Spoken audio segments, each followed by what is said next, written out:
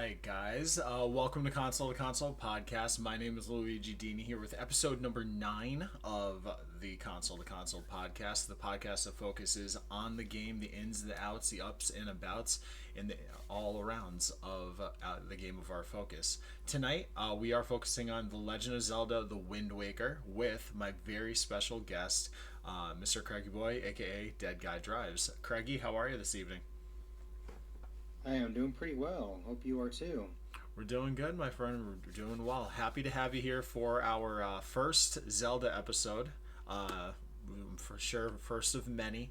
But yep, we are talking The Wind Waker this evening, which is Nintendo GameCube's finest from 2002, and then in North America in March of 2003.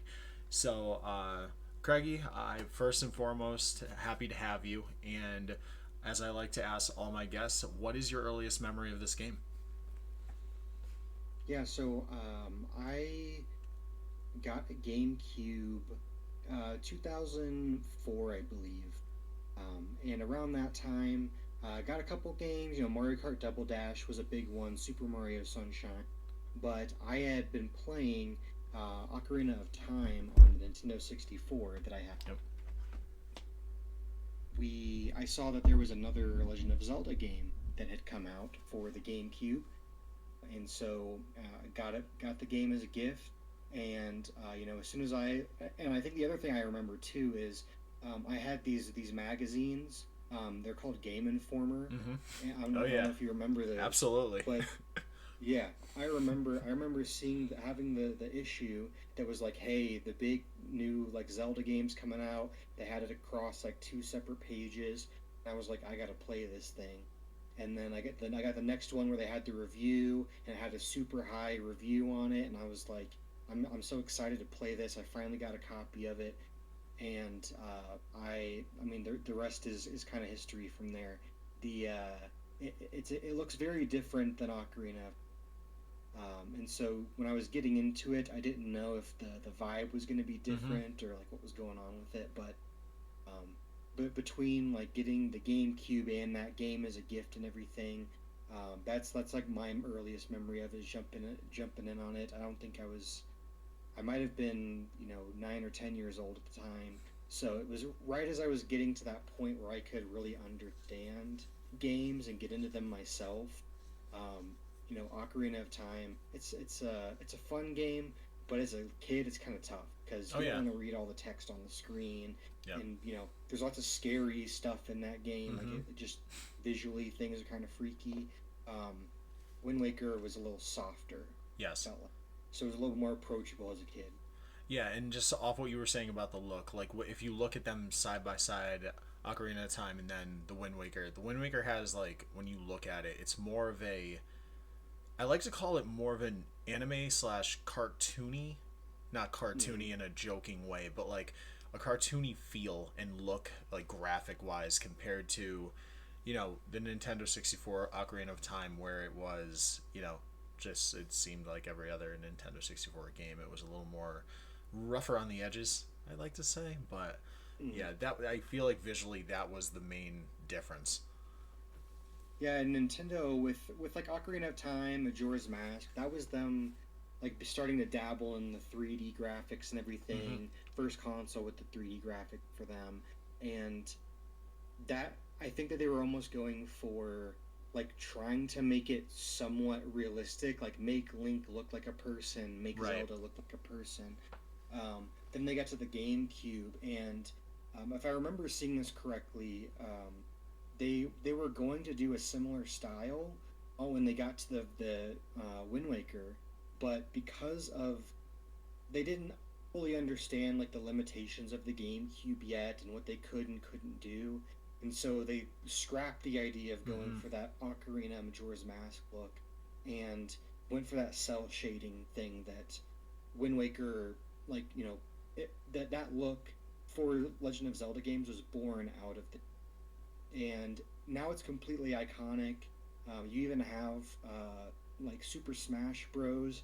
I don't remember exactly which one he debuted in, but they have Toon Link. Yep. Like he's his own distinct character in Correct. those games.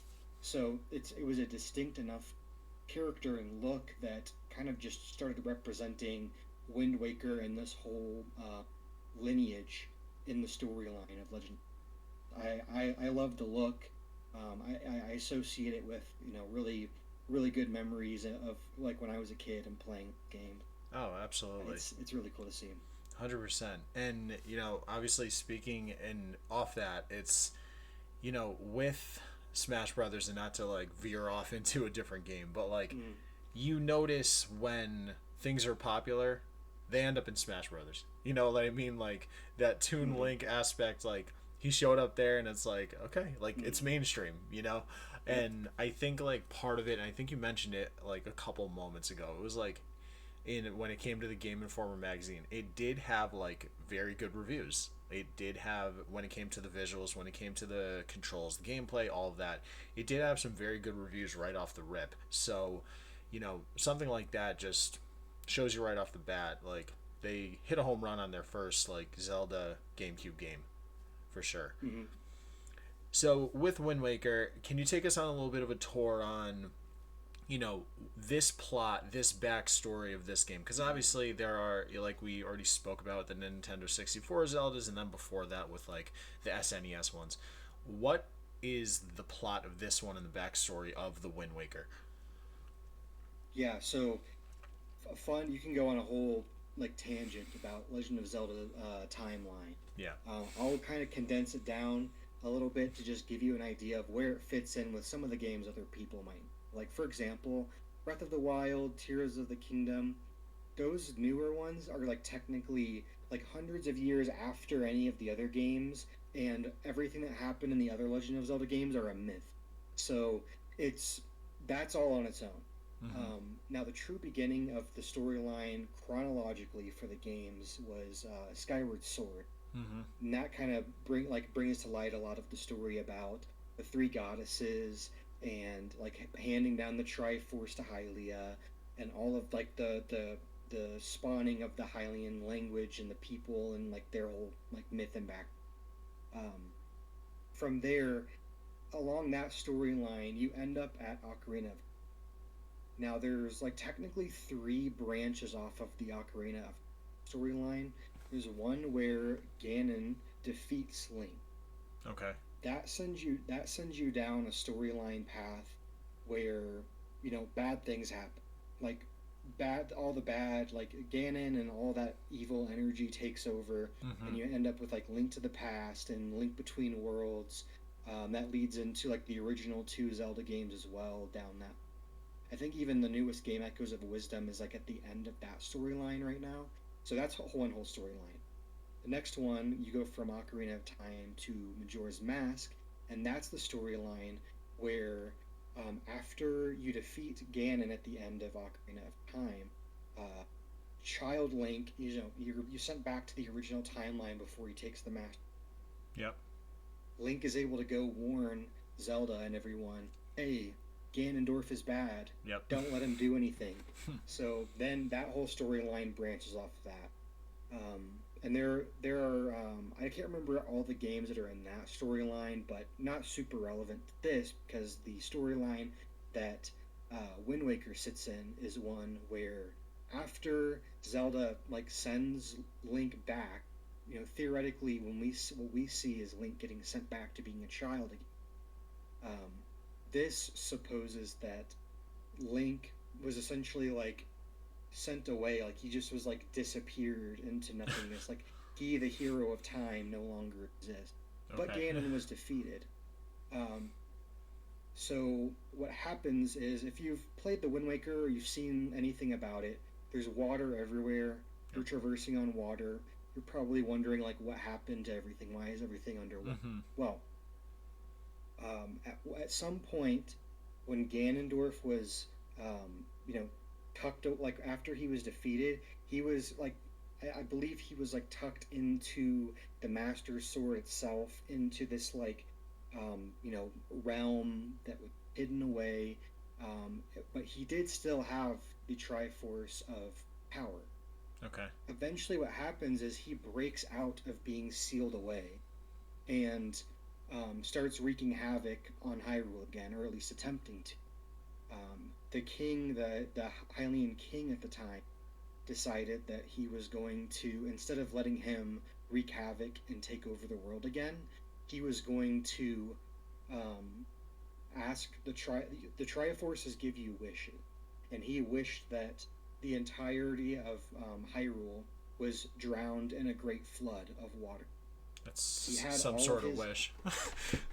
Yeah, right. Yeah. That's like the only thing that he could think of to keep everybody safe was to do that. Mm-hmm. So he warned as many of his people as he could, and sent them to like the mountain tops of the kingdom, and then they flood everything. They put this like time stopping seal essentially over certain parts of Hyrule, Yep. and we're left with what we have now.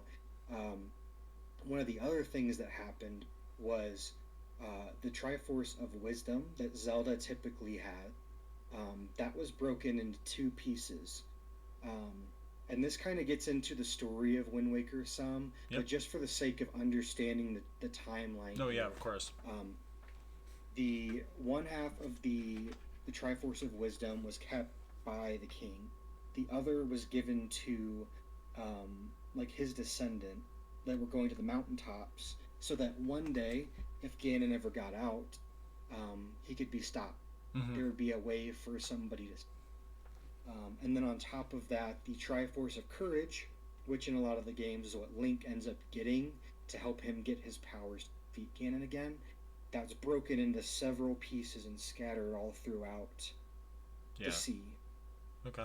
So, what we get to here at the beginning of Wind Waker is um, the context here is that Ganon has broken out again. Mm-hmm. He knows that the descendant of King of Hyrule has half of the piece of the Triforce. Okay. So he wants to get his hands on that. Yep. So there's a very distinctive look that all of the Hylians have, which are like the pointed ears. Yeah. Which, if you've played like Ocarina of Time and all of that, because the polygons are so obvious, they have very pointy Very ears. pointy so you've ears. probably seen that before. Yeah. Yep. Which is also funny because like that's how Link blended in with the Kokiri in the forest, because they also had pointed. Mm-hmm. Anyway, so Ganondorf is sending off all of these, all of that. He's sending off what's his name? There's this big bird called the Helmarak King that is going around and trying to find young girls that have pointed ears, because he knows that that's going to eventually get him to find the Triforce. So the game starts out. Link is like waking up from a nap, and it's his sister's birthday. It's all this like normal stuff going on, and then he gets a telescope, looks up in the sky, and he sees this massive bird flying, and he sees there's a girl like hanging in the talon of this bird, and there's this pirate ship chasing after him. They hit it. They knock the girl down into the woods, and then he ends up getting all tied up in this storyline. The bird ends up taking Link's sister away, and so he's like, "I have to leave the island now. Mm-hmm. I have to go with you guys to this fortress to go find my sister." So he gets his sword. He gets his shield. There's like this very sad grandma scene where she's like, "I need you to be safe. I know you can do this, but I'm so sad you're leaving." Yep. And he goes and gets on the ship, starts off on his journey. The first part of the game is getting to that fortress, realizing he doesn't have all of the power that he needs to be able to save his sister. He sees her, he's right there in front of her, and that bird comes in and snaps him up and throws him away. And you get the first little glimpse at Ganondorf in that scene where he gets tossed away, thrown off into the distance. But we don't know that's who it is at that. Right. That is also, after he gets thrown away, there's this like little cut scene where this like red boat pulls up to him, and the next thing you know, he wakes up, and this boat with a dragon face that you'll see on a lot of like the cover art and everything for this game is talking to him. And so he's freaked out, like, what's going on? Yeah. Why is this boat talking to me? And he's like, hey, if you want to save your sister, you have to be willing to do anything. Are you willing to do anything? And he was like, yes, I'll do Yep. that. So he jumps off onto the island that they stopped at, gets a sail, and then you're headed off to do the first tasks you need to do. In order to, like, the first thing that you needed to do was to get the goddess pearl. So, as I mentioned earlier at the very beginning of this whole timeline story, the three goddesses, Din, Nehru, and Feror, Yep. they all, there were pearls in this world of Legend of Zelda that represent each one of them. And the first step that the dragon boat told him to do was to go get all those pearls so that they could go to the next. So you go to Dragon Roost Island. You're introduced to what's the name of those people? They're like a people that they're like birds, and their job is to like deliver mail to Okay. like the whole of like the land and everywhere, and they can fly everywhere, so it's not like a big deal for them. Yeah. I can't remember what those people are called, but they you go and you help them out. You get the pearl. You also meet they're called the Rito, Rito, Rito. Okay. There's a Rito girl named Medley that you meet, and she kind of helps you along the way and helps you get that pearl that you to be able to move on with your quest. When you get to that island for the first time as well, you're introduced to the namesake of the game, which is the Wind Waker. Mm-hmm. The Wind Waker is a baton that when you play conduct a song with it, Yep. the first thing that happens is it changes the direction of the wind. So you are waking the winds and sending them off in the direction that you need. Yep. Which is very helpful when you have to travel through the ocean with a sail. Of course. Anyway, you get through Dragon Roost Island. You defeat this monster that is bothering this dragon that's up on top of the island and making everybody upset, keeping all of the young Rito from being able to fly, because that's how it's like a rite of passage, going up and being like, I would like to be able to fly now, and they get to do that. So you solve that issue for them. From there, you move on to the Great Deku Tree, which is you change the wind to go south, and you go straight south to them. You go there, do a very similar task. You have to go save a small Korok. You have to go save this young Korok that got lost in the bad part of the woods. You save him, bring him back. Great Deku Tree gives you the next pearl that you need. Then you go. The next thing that happens is go to get the third pearl. You get to that island and it's completely destroyed. And one of the Rito people who's very in the know about things comes by and goes, "Yo, Ganon's already been here. They destroyed this place looking for that pearl. The guy you're looking for is hiding on the island that you start the game on." Like, okay. So there's a little bit of like a story part here where you go and like get a cannon for your boat. That's when you get bombs for the first time. But you get to the island, you have to use the cannon to break into a cave. You have this scene with this great like fish called Jabu Jabu, I think. He gives you the last pearl you need. Then from there, there are these islands that you go and place the pearls on, and as soon as you place that last one, there's this really cool scene where it shoots this light from one island to the other, then from the other island to that one in a triangle, and right in the middle of that triangle, this huge tower comes up from out of the water. That's the Tower of the God. Got it. You go to the Tower of the Gods. You go through the entire, it's a dungeon. You go through, you fight this really, really cool boss. And it's like, if you played Super Mario 64, there's that Rock boss with the hands with the eyes in it. He's got those things. Plus, he's got like a head that you like use arrows on. You beat him, and then it opens up this portal underneath the water. You go down there.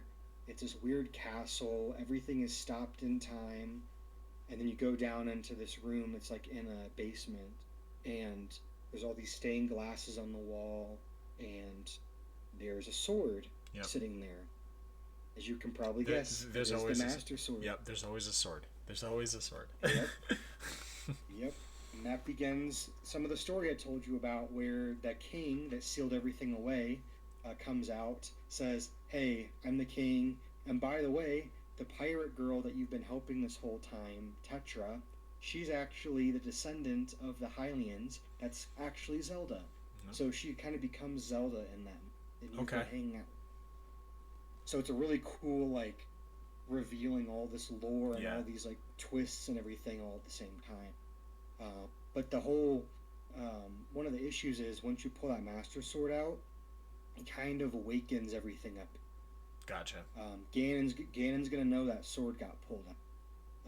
Hyrule's going to wake up. So as soon as you pull that out, the castle that was all frozen before, it's now not frozen, and there are a dozen dark nuts out there that are ready to fight, ready to go. So so you get sent on your task to get out of the Tower of the Gods, get out of Hyrule area, and your job is to go find the pieces of the Triforce of Courage.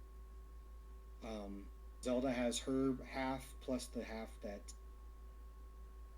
King gave her of the Triforce of Wisdom. Your job is to go find the pieces of the Triforce of Courage. I'll talk a little bit more about that part later, but essentially you go around, you have to get these treasure charts.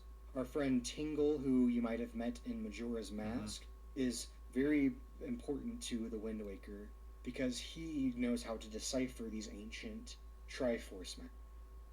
You have to pay him a bunch of money to do it, but he'll do it. Get him to decipher those. There's a lot of really cool scenes, like when you get the fire and ice arrows, you use those to get into some islands that are like the ice one. You break it open with fire. Fire one, you freeze all of the lava with ice. Very cool stuff. Once you get the Triforce of Courage, then it's like, okay, time to go back and fight Ganon. And from there you go in and you do the big fight. I won't spoil everything that happens there, but of course you defeat Ganon, and probably the coolest cinematic like death sequence thing in a Zelda game is at the end of Wind Waker. You're fighting him, and part of the way that the combat works is when an enemy attacks you, you do like a quick A button press, and he'll do a special attack on them. At the end of the game, the last thing that you do is you do the special attack. He does this jump in the air, spins, and stabs the Master Sword like right into Ganon's head, like right into like his forehead. And it's just this scene where it's like everything, it's just completely silent, and you just see it like sitting there for a second. Like it's breathtaking. But yeah, that is the story of the game. I've condensed some pieces of it. But that's perfect. There's a lot going on there. But hopefully that entices anybody who's thinking about playing it. If you like Legend of Zelda games, like this is. If you haven't played it yet, what are you doing? But it's very, very, very cool story. You can see that there's a reason I wanted to talk about this. No, I love it. I love it. There's just so much going on. Yeah, and I think that's like the major takeaway is like it based on the condensed version that you just told me. Even that's a lot. Like it is complex. There's a lot of aspects to it. There's a lot of layers to it. And I think for the gamer out there who enjoys the quote unquote the long play, this is right up their alley. It's it's a beautiful action and adventure role-playing game. It has a lot of layers to the story, and in ways it really is like a multiverse in Zelda itself, So yeah, no, it's wild. It's very involved, it seems. Yeah, there's a lot going on, and a lot of this stuff too Like you can sit there and get super in depth with the lore itself. You can kind of put it in the context of the other games. There's other lore pieces that come Mm-hmm. out in games like later down the line, like, oh, this happened because of something they revealed in a later game. Right. But you know, even just as a self-contained game, it is really really cool. It has a lot of like there are a lot of I guess twists that go Mm-hmm. on, or a lot of like really cool reveals that happen. It feels like they spread out the drama. There's a lot of like cinematic moment. Yep. The game is spread out across these like it's like a it's like a grid shaped map pattern that you traverse on with the boat, Yep. and there's just so much to explore. There's like one of the things I'm sure we'll talk about in a bit in terms of like the gameplay itself Yep. is there's some time. It takes some time to get between the islands, especially before you have the capability to do fast traveling. But I at the end of the day, I enjoyed getting on that boat, taking the ride. Oh, I'm going to this island, but Mm-hmm. this one popped up over here. I want to go look at. It'll distract you. Oh You're gonna yeah. get lost. And you're like, oh, I need to be going that way. Yeah. The It'll, boat's gonna remind you, hey man, you yeah. gotta get going. Yeah. And it keeps you occupied for sure. Hmm. So yeah, I mean, I'm just gonna dive right into that. Like, if there's a portion of this game, gameplay wise, that stands out against like the rest of the game, what do you think it would be? So the part that I always get excited about when I go back and play through this or watch it is that Tower of the Gods portion. Mm-hmm. Um, once you get in there, there's it's kind of like a multifaceted puzzle dungeon, that you have to like explore different corners of it to unlock the next one. Yep. And there's a lot of like interesting combat going on. And I'm trying to make sure I remember the puzzles correctly. Um, okay, that I'm remembering a different one, which I'll talk about in a minute because I think that rivals. But Tower of the Gods really cool. The boss at the end is really cool. You get arrows in that dungeon, so it brings you a whole like other aspect of puzzle solving and combat. So once you get to that point, plus getting down into Hyrule right after that, that whole section is just like it. That's what I think about when I think Yeah. about.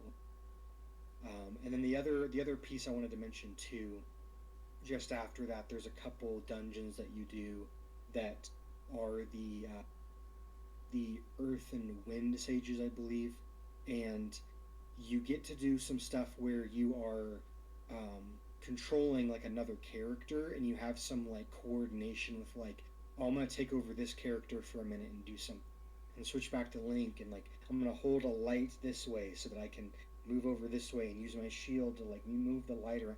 And lots of really Yeah. cool like multifaceted puzzles and stuff. So Again, even that very that's involved, very yeah. very involved. Oh yeah. Yeah, those are the portions that I think are the coolest in the game.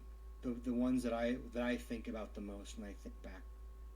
Yeah, and it seems like at that, I feel like with the Tower of the Gods at least, it's what you mentioned and how you're describing it. That's very like one of the pinnacle portions of the game, like cinematically. Obviously, what you just explained. Like, there's always like one or two moments in every game where it's like, oh, this was the big moment. That seems like Hmm.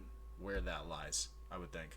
Yeah, exactly. Yeah, that moment, and that even leads into you take another trip back to the fortress where Ganondorf is and the huge bird. You kind of have like the revenge moment.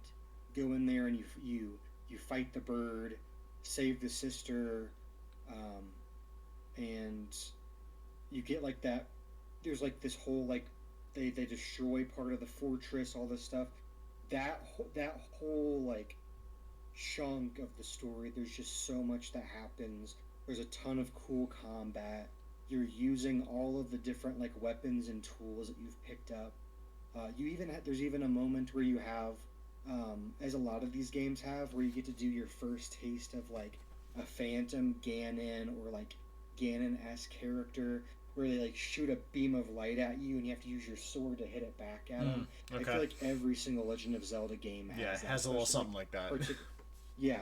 So you get to experience that within that whole like middle arc of the game, and it's really cool. I yeah, those are the parts I get excited about when I go back and play through it again. For sure. And so, bouncing off of that, it's, I feel like we've talked about some of the other Zelda games. In comparison to the rest of the series, and like, I know you mentioned, like, how Majora's Mask is this, and then obviously Ocarina of Time is this, and then The Wind Waker is this, and how they all have different plot storylines and of different Mm. instances. What is like the comparison for you of this game, The Wind Waker, compared to the others, and why is this game like your Zelda game? I would say. Mm.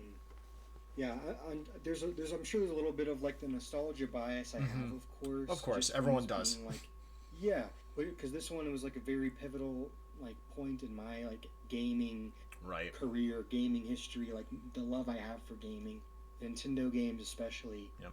Um, I've played a lot of most, if not all, of the other Legend of Zelda games, um, and this one stands out to me because it just like it wasn't afraid to like be its own thing and be Mm. different. It's important. Like as we yeah, as we mentioned with like just the like character design, the art direction in general that they went with this. Even if there was an element of hey, we have to compensate for the like graphics level that we can handle on this console right now, they went about it in a that they worked with their restriction to make something like really beautiful with what they could like what they had in there. That that's part of it. I really love the way this looks. Um, the like Phantom Hourglass Spirit Tracks, like the DS games that are like the next games chronologically Mm-hmm. after this game. Um, they're again they're DS games. They're a little funky.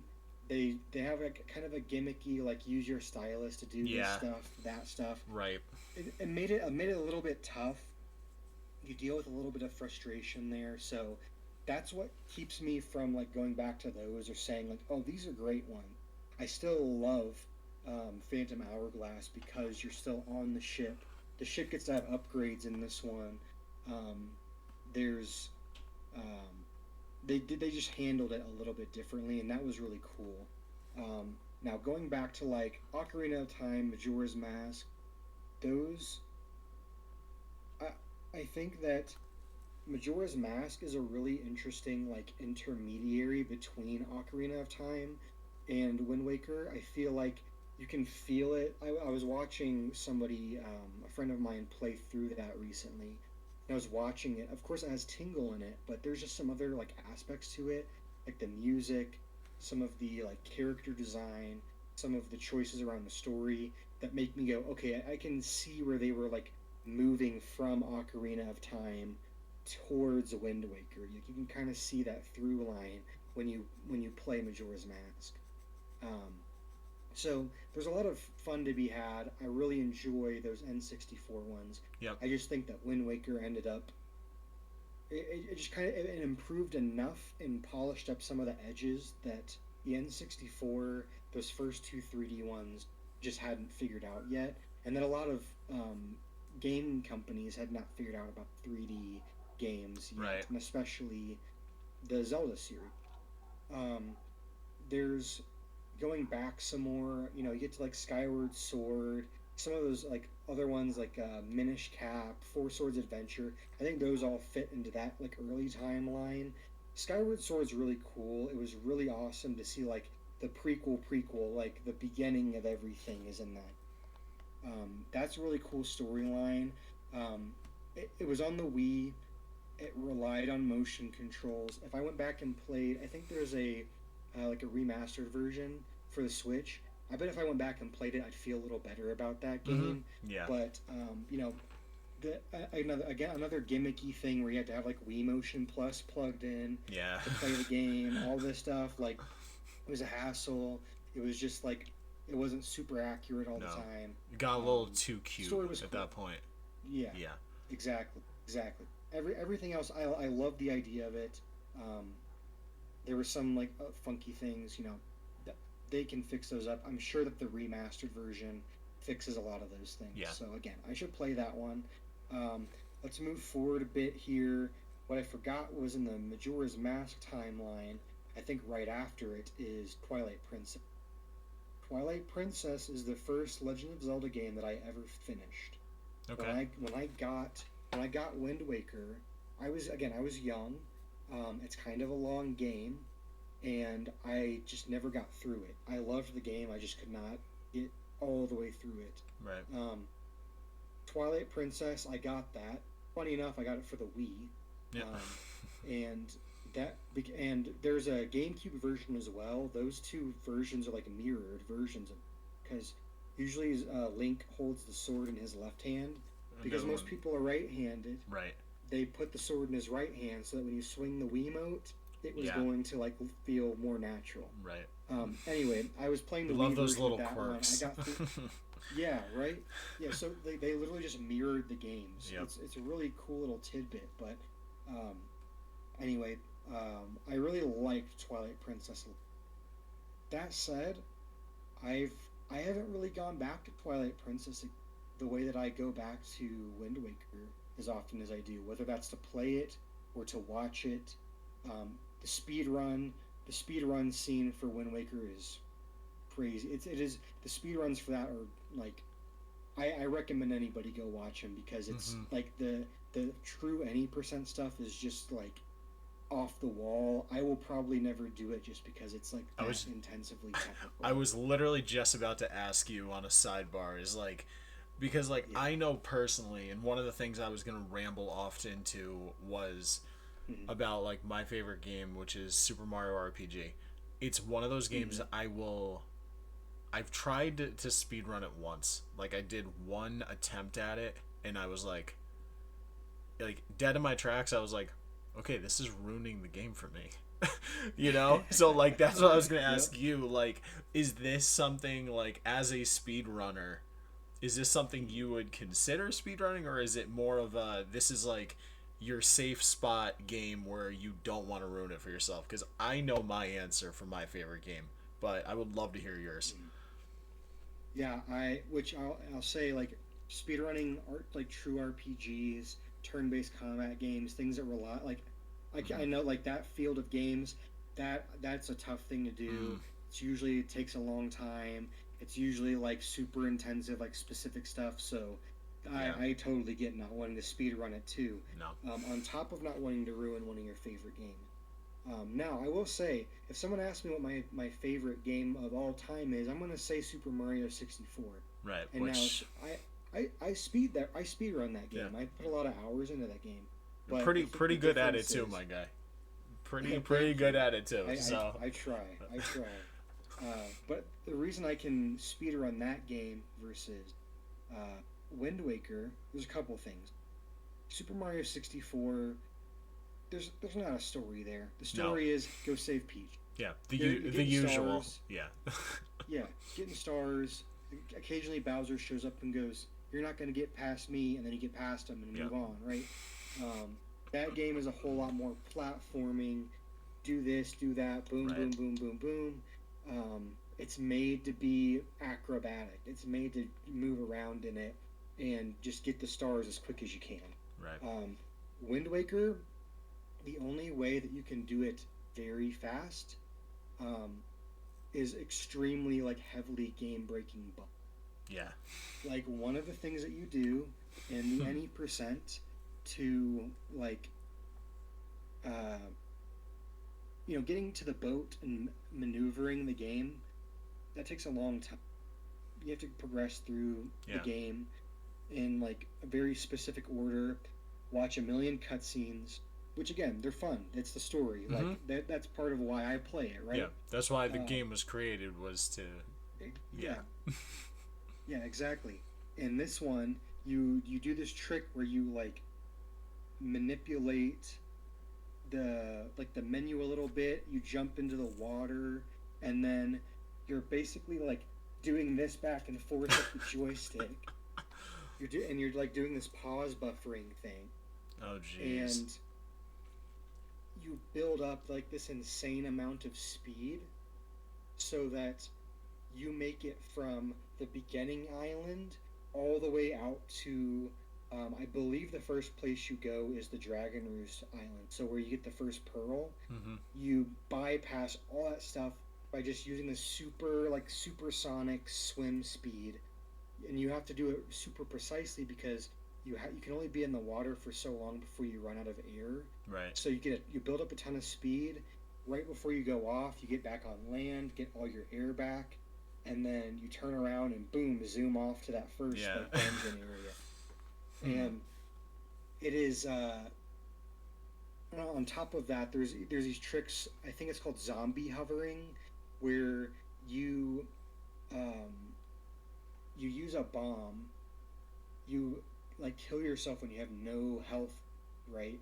And as he's getting up, you're like spamming the B button, Oh my and you have gosh. to press it like at least to have any like reasonable amount of speed and do it in any reasonable amount of time. You'd be clicking it like 10, 12 times per second, and you have to be doing that constantly for like a couple minutes. The people who speedrun the game have to sit there and practice like how long can I sit there and spam this button, right? That that does not interest. Yeah. That No. will not No. only like I'm not enjoying the game as much at that point, and that's gonna like completely wreck my arms, my hands, like that. That's its own thing. A ton of power and respect to the people who do speed run it. Some of the earliest speed running memories I have are watching this game. Yep. This game and Ocarina of Time were two that I watched a lot right off the bat. I watched Narcissa do a lot of this game, if I remember correctly. But doing like crazy stuff with these games, and just yeah, I'm not interested in it. Yeah. No. I'll go back and play it. I'll go back. Yeah, and go play back. it the normal file. Love it. Love it. So, what my favorite question to ask all my guests is although you love the game, you're an enthusiast of the game, and you've put hours into it, is there anything about the Wind Waker that you would change? Whether it's a small thing, whether it's a big thing, it could be, yeah. So, one of the things that is very tedious with this game, especially on the original GameCube version, when you're navigating the water, as I mentioned, you're in a boat with a sail. You have to have the wind going with you to move at like any reasonable amount of speed. So if you're trying to get to an island somewhere and you like change your mind and you want to go do something else, you have to stop the boat, do the wind changing song, change the wind, and then you can go that way. Now, they released Wind Waker HD for the Wii U. I completed the game on Wind Waker HD for the first time. When I played it, I got through it finally. That included an item that you could buy called the Quick Sail. Okay. It was a red version of the normal sail, except no matter what direction that you moved in the water, the wind would automatically change to be behind you. Oh, okay. So it completely took out the tedious gotcha. time to change the wind direction, like do that, all of that stuff. Completely undid all of that, and that's part of the reason why I felt like I was able to complete the game the way that I did, because part of the annoyance of it was that you had to you're hunting for all these Triforce shards, and you're here now, you have to change the wind, go that way, change the wind, go this way. Quick sail, you hop in and go. You don't have to worry about it. Getting between islands is easy. On top of having the quick travel, I'm calling it the wrong thing. You get eventually you unlock an ability to fast travel. That's the word. Right. There's a guy who gives you the ability to change the winds, and he's like, hey, by the way, if you see my brother let him know I said hi and tell him to calm down. Well, when you meet the brother, he's literally powering these giant cyclones out in the ocean, Hmm. and like he'll just pick you up. Like if you get caught in his like the wind, he'll pick you up and just throw you somewhere random. Well, eventually, when you get the bow and arrow, you can like shoot the bow and arrow up at him, and he's like gets hit, and he's like, "Yo, what the heck are you doing, Yeah. man?" He's like, okay, the fact you could see me all the way up there means I'm just gonna give you like a reward for doing that. Right. And his reward is the power to control the cyclones, Mm-hmm. which lets you like pick the boat up and take it wherever you need to go. Right. So it's you could play the whole game without ever getting that, but it's a really cool way to like make that feature something that's unlockable and have some lore behind it. The game has a lot of moments like that. Even getting the quick sale, like I mentioned, you have to go to this auction house on an island and like basically play this like auction house bidding game with these people to like get the fast sale. So it's not like super easy like do it first try. Like you have to go find it and you have to like basically do a mini game to get it. Got it. So they hit a bunch of stuff behind. I'm trying to think if there's anything else that I would change about it. There are some features in the game that I wish were a little bit more accessible. So we talked about Tingle a bit. Yep. He's like a little like elf-looking dude. He calls himself like a fairy man or whatever, and he has like the green suit with the point on it, all that. Very silly guy. But the first time you encounter him, you walk into this jail, and he's like, "Hey, can you like get me out of here?" Right. And you go find a button behind some barrels. You let him out, and he's like, "Thanks. If you ever need me, here's a map to my island. Oh, and by the way, here, take this. And we can like communicate with each other." And he gives you the Tingle Tuner. The Tingle Tuner in the game, like the model for it, it looks like a little Game Boy Advance, like the long one, and it has a little like antenna on it. What you were able to do, and I had all the stuff I needed for this. You plug your Game Boy Advance into like there's a port that would go in the back of it. Yep. And then the other end was a GameCube controller port, and you plug that into the player 2 slot, and you could pull up the Tingle Tuner. It would connect to the Game Boy, and it would pull up a little mini map on your Game Boy, and it would let you like communicate with Tingle, and he would like you could like spawn in a bomb, or you could like buy items from him. You could even like make it attach balloons to yourself and like pick you up and like carry you a little bit. And there's some other like features that were like like hidden statues you could find, just little Easter eggs and stuff like that. But there's just a lot of like content and stuff that was locked behind having an entirely separate handheld console and this cable, and then the HD Wind Waker HD version completely got rid of that. I was like, you have a Wii U, you have a tablet right here that you can put the entire Tingle Tuner on, right? And you didn't utilize. You didn't utilize it. Yeah, it was kind of lame. So I wish that they had made that a little bit more accessible or done something more with it in the remaster like HD port thing. But otherwise, I think those are my biggest gripes, and they generally addressed them in the newest. And one more thing. Yeah, no, by all means. Part of why I trimmed down the late game explanation of the lore is because in the original version of the game on the GameCube, I believe there were 12 different Triforce shards that you had to find in that like last part, which is part of the reason why it was hard for me to beat the game. Yeah. As a kid. True long play. Because there was a lot to do to finish it. And to top that off, there was one of the things you could do, like you're on boats, there's pirates, there's all this stuff, so of course there's treasure, right? Oh yeah. And you have pirates, there's always going to be treasure. There were treasure mapped, and just when you were out in the water, there were these glowing circles that would pop, and if you used your grappling hook, it would act as like a claw that would go down into the water, grab treasures, and pull them up for you. That was fun generally. It was kind of a Mm-hmm. cool feature, but it was extremely nitpicky. Unless it was something that you like had to have for the main quest, the circle to activate it was super small, and so a lot of the times it was hard to find the treasure chest that way.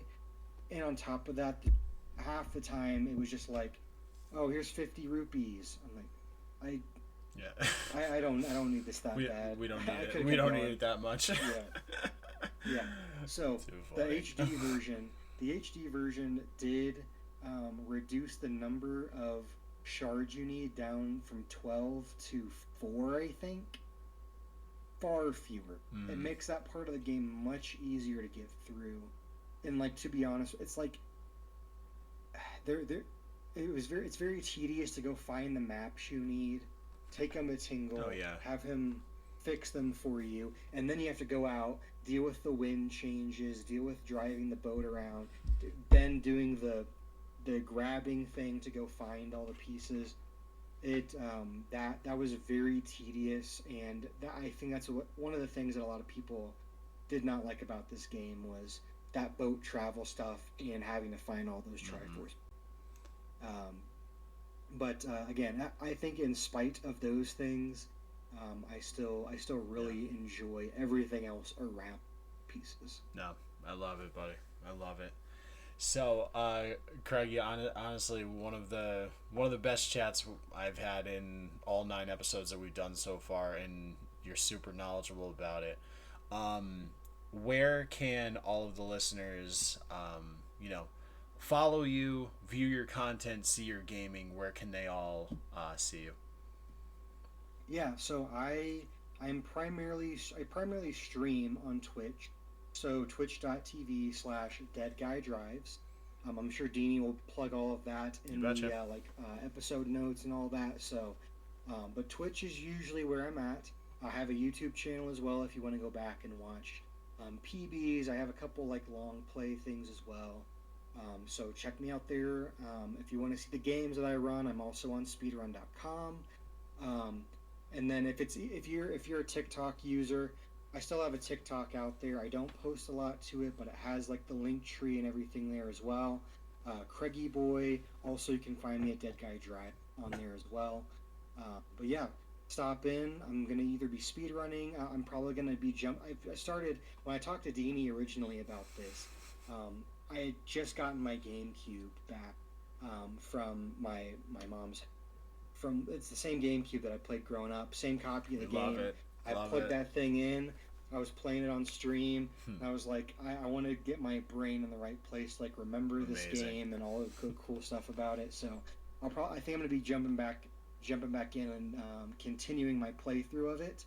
We're Perfect. about to get to the Tower of the Gods in Here this we go. playthrough I'm doing. So Perfect timing make sure then. to keep an eye out for that. Yeah. Love it, my friend. Well, Craigie, thank you so much for obviously joining us for this episode. It was awesome. It was awesome learning about your passion for this one. And hopefully it brings up a little bit of a revival and people will be jumping right back into this game. Yeah, I hope so too. Thanks for having me, Deanie. It was great to talk to you about this game, and you're doing a great job with the podcast. I Oh, love thanks, hearing man. about all these games, even if I haven't played them before, even if I haven't played through them all the way before. It Yeah. makes me think about it's also making me think about the connection a lot of people have with these Oh, yeah. games. Even if it's not like some big name title, it's something that people have love and connection for Yeah. all of this art that's out there. So I appreciate the platform that you're putting out there for Yeah. everybody to get their voice in and talk about things that are special. Of course, man. Very kind words, and that's the whole focus of this podcast. It's about the game and the passion behind it. And again, can't thank you enough for coming on today. Yeah, thank you. All right. So, guys, that was our episode of A Legend of Zelda: The Wind Waker with Dead Guy Drives, aka Craigie Boy. We had a great chat with him regarding everything involved in it. Stay tuned for our next episode sometime next week. We are going to be going into a little bit of Star Wars talk with another amazing content creator. But with that said, for episode number 9, we are officially signing off on this episode. It was a great one, of course, a good one, and we had a perfect guest for it. We will see you next time.